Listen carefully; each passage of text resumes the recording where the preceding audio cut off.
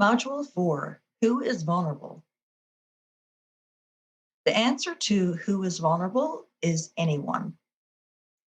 If the exploiter is unknown to the youth, they likely don't know the youth's family or living situation, social position, or if they have a lot of friends.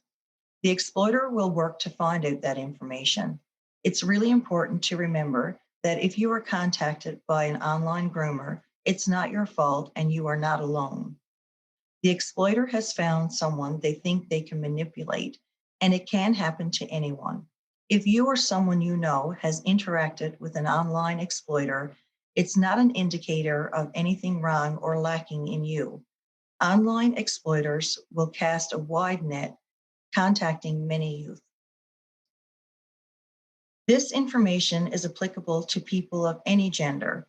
We often assume this is predominantly a women or girls issue, and it's not. There are a number of young men and boys, non-binary, and gender diverse people who are groomed online. This issue is not gender specific. Finding out that the person you've been talking to and trusted isn't who you thought they were can be really painful. It can be easy to internalize these emotions and take on the responsibility of the exploiter's actions. You are not at fault, naive, or lack good judgment. You're someone who has been deceived by an exploiter who has an understanding of the grooming process. For more information about how online sexual exploitation impacts youth, check out Module 5. Think about how it started. Were they nice to you? Did they seem trustworthy? Could you confide in them? Were they there for you? Did they help you in a time of need? Do you think hard about the situation? Did they fill some kind of need for you? If you answered yes to any of these questions, who could blame you? Who doesn't want someone in their life like that? It's once the betrayal happens that we often look back on and wonder why we didn't see it coming. You weren't meant to see it coming. Vulnerabilities. While there are some vulnerabilities that contribute to online grooming, the biggest is the presence of an exploiter. For youth, age and curiosity is a natural vulnerability. Young people have a desire to expand their social networks, make new friends, and learn about sex. This is all part of development. It's when a groomer exploits these curiosities that it can become dangerous. The following list shows some demographics that are systematically more vulnerable. However, this is not to suggest that these demographics will be exploited. Young white or indigenous girls ages 13 to 17 have lower self-esteem, live with mental illness, feel socially isolated or lonely, lack peer support, willingness to engage in chance-taking behavior. Below are some examples of what that could look like. Lack of education or knowledge surrounding online grooming and general safety measures of the internet. Chance-taking behavior, talking to strangers online, becoming more normalized. Giving out personal information, name of school, city where you live. Sending out contact information. Sending explicit content to others or posting online. Posting personal information on social media. Family considerations, come from a single adult home, family challenges, low family engagement, frequent arguing, not getting along, an adult who uses substances or is addicted or dependent on substances, adults who do not monitor or understand online use and activity, reduced adult oversight. Sharing images, videos without consent.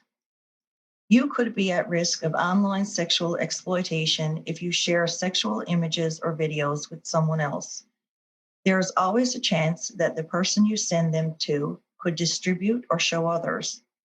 Anytime sexually explicit images, videos, or content depicting a child or youth is being circulated, the youth is re-traumatized. Once this content is online, it is almost impossible to get back because it can be shared hundreds of times through many different avenues. This includes strangers who are friends that you send messages to, someone who you know from school, or a partner who shares an intimate image or video that was meant just for them. If you or someone you know is sharing and circulating a private picture or video they received, they may not be looking at child pornography charges, which is language used by the law. In the case of two teenagers from the west coast of Newfoundland, a 16-year-old teen was charged with 18 months of probation and community service for distributing explicit photos of a 15-year-old female friend without her consent. While anyone can be vulnerable to online sexual exploitation, it's important for young people to hear the message from safe adults that it is not their fault. This message begins with addressing and erasing the stigma attached to online sexual exploitation. In order to erase the stigma that is attached, there needs to be proper education. Understanding that it is not the young person's fault is a good place to start. Whether it was an online groomer who took the time to build a relationship with a youth, or a young person whose personal picture was distributed after being sent to an intimate partner, anyone can be sexually exploited. Taking chances when you think you're in a trusting relationship is common. Few people think that when they release personal information about themselves, that the person on the other side of the screen will harm them. A person who has been exploited doesn't intentionally put themselves in that situation.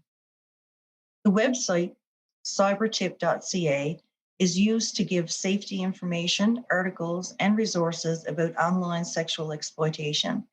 It is also used to report if you or someone you know is being sexually exploited online. In 2018-2019, there were just under 1,500,000 reports to cybertip.ca. That number is enormous and proof you are not alone. You are not the only person that this has happened to.